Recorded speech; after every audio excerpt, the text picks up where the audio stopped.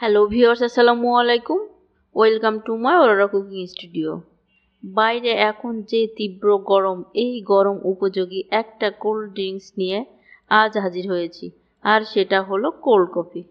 এই কোল্ড কফিটা শুধু যে ঠান্ডা তা নয়, এটা খেতেও অনেক মজাদার হয়ে থাকে। তো চলুন দেখে নেওয়া যাক কিভাবে তৈরি করতে হয় মজাদার কোল্ড কফি।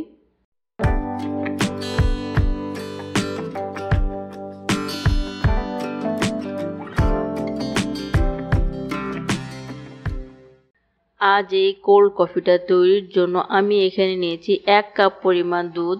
দুধটাকে আমি আগে থেকে জাল করে ফ্রিজে রেখে ঠান্ডা করে নিয়েছি 1 টেবিল চামচ পরিমাণ চিনি, 1 টেবিল চামচ পরিমাণ চকলেট সিরাপ, 1 টেবিল চামচ পরিমাণ গুঁড়া দুধ। এখানে নিয়েছি ভ্যানিলা আইসক্রিম ও নিয়েছি 1 টেবিল চামচ পরিমাণ কফি। এখন কফিটাকে আমি 2 টেবিল চামচ পরিমাণ কুসুম গরম পানি দিয়ে একটু মিক্সড করে নিচ্ছি।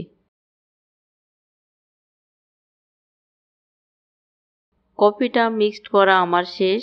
এখন এটাকে এক সাইডে রেখে একটা ব্লেন্ডারের জাগে প্রথমে নিয়ে নিচ্ছি সেই ঠান্ডা করে রাখা দুধ,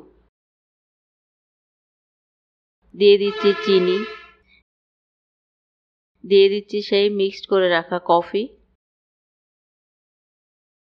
দিয়ে দিচ্ছি গুঁড়ো দুধ। দুধটা এখানে অপশনাল, দিলে টেস্টি হয়, চাইলে আপনারা এটাকে বাদ দিতে পারেন। দিয়ে দিচ্ছি চকলেট সিরাপ, দিয়ে দিচ্ছি 1 স্কুপ পরিমাণ ভ্যানিলা আইসক্রিম ও সবশেষে দিয়ে দিচ্ছি 2 টুকরা বরফ।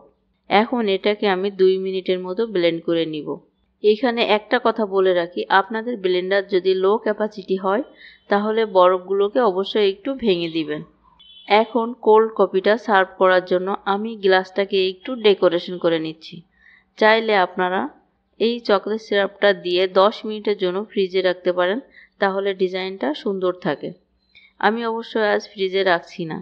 এই তো কোল্ড কফিটা আমাদের ব্লেন্ড করা হয়ে গিয়েছে।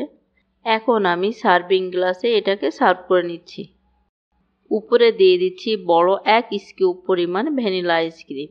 কোল্ড কফিতে আইসক্রিমটা না দিলে যেন এর আসল স্বাদটাই পাওয়া যায় না। উপর থেকে ছড়িয়ে দিচ্ছি একটু কোকো পাউডার। এটা টোটালি অপশনাল, সৌন্দর্যের জন্যই দিচ্ছি। উপর থেকে আরেকটু ঘুরিয়ে ফিরিয়ে ডিজাইন করে নিচ্ছি চকলেট সিরাপ দিয়ে। এটাও অপশনাল। এই তো রেডি হয়ে গেল আমাদের দারুণ মজাদার কোল্ড কফি। এই গরমে বাসায় ট্রাই করে দেখবেন। ভিডিওটা ভালো লাগলে ভিডিওতে একটা লাইক দিয়ে কমেন্ট করে জানাবেন। আজ এই পর্যন্তই। আল্লাহ হাফেজ।